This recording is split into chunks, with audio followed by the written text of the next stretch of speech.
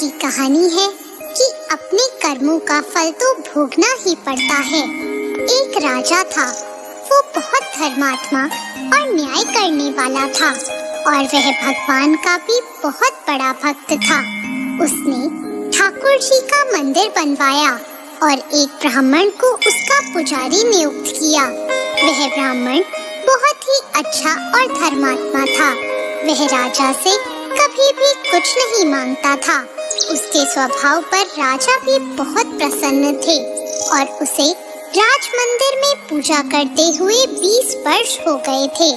उसने कभी राजा से किसी प्रकार का कोई प्रश्न नहीं किया। फिर एक बार राजा को एक पुत्र पैदा हुआ। उसने उसे पढ़ा लिखा कर बहुत विद्वान बनाया और उसकी शादी एक सुंदर राजकन्या से करा दी। शादी की रात को राजकन्या को नींद नहीं आई और वह इधर उधर घूमने लगी। जब वह अपने पति के पलंग के पास आई तो उसने देखा कि हीरे जवाहरात से जड़ी एक तलवार वहाँ रखी है। उसने उस तलवार को मयान से बाहर निकाला तो वह तलवार बिजली के समान चमकने लगी। यह देखकर वह डर गई और डर के मारे वह तलवार उसकी हाथ से छूटकर राजकुमार की गर्दन पर जा गिरी और राजकुमार का सर कट गया और वह मर गया। वह राजकन्या अपने पति के मरने से बहुत दुखी हुई और वह यह सोचकर बहुत डर गई थी कि अगर मैं सबको सच बताऊंगी तो कोई भी मेरी बात पर विश्वास नहीं करेगा। सुबह होते ही राजकन्या विलाप करने लगी और कहने लगी कि मेरे पति को कोई मार गया। लोग इकट्ठा हो गए और राजा भी आ गया। राजा ने आकर पूछा, किसने मारा है? वह कहने लगी, मैं नहीं जानती वह कौन था, परंतु उसे मैंने ठाकुर जी के मंदिर में जाते हुए देखा है। राजा समेत सभी लोग ठाकुर जी के मंदिर में गए तो उन्होंने ब्राह्मण को वहाँ पूजा करते हुए देखा। सभी ने उसे पकड़ लिया। ब्राह्मण ने बहुत कहा कि मैंने राजकुमार को नहीं मारा, पर किसी ने उसकी बात नहीं मानी।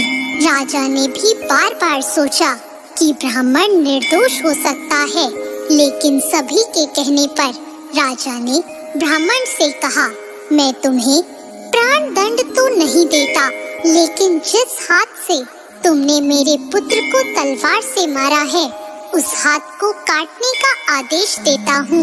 ऐसा कहकर राजा ने उसका हाथ कटवा दिया और इस पर ब्राह्मण बहुत दुखी हुआ और राजा को अधर्मी मानकर उसका राज्य छोड़कर चला गया।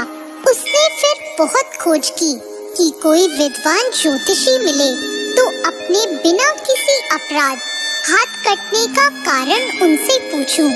फिर उसे काशी में एक विद्वान ज्योतिष मिले। वो ज्योतिष से मिलने उनके घर गया तो वो ज्योतिष वहाँ नहीं थे। उनकी पत्नी उनकी आलोचना कर रही थी और उन्हें बहुत भला बुरा कह रही थी। थोड़ी देर में वो ज्योतिषी घर आ गए। उनके घर आने के बाद भी उनकी पत्नी उनका तिरस्कार कर रही थी, पर ज्योतिषी चुप रहे और उन्होंने अपनी स्त्री से कुछ भी नहीं कहा। इसके बाद वो अपनी गद्दी पर जाकर बैठ गए। ब्राह्मण को देखकर ज्योतिषी ने कहा, कहिए ब्राह्मण देवता, आपका कैसे आना हुआ?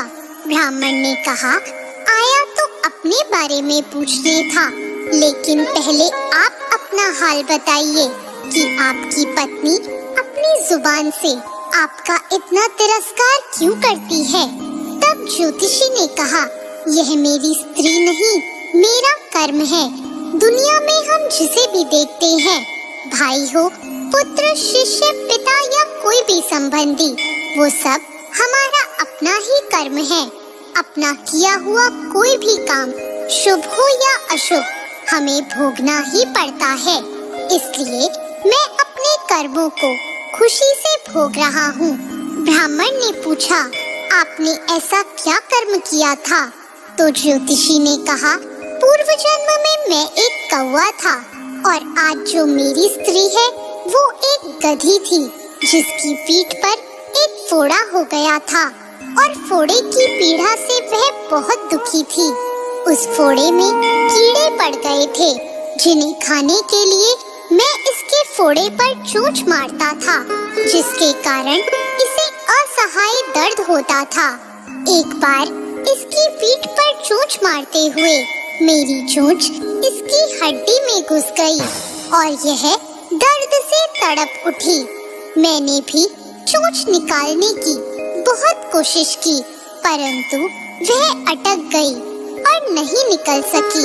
इसने सोचा कि पानी में मैं अपनी चोंच निकाल लूंगा और ऐसा सोचकर इसने गंगा नदी में प्रवेश कर दिया।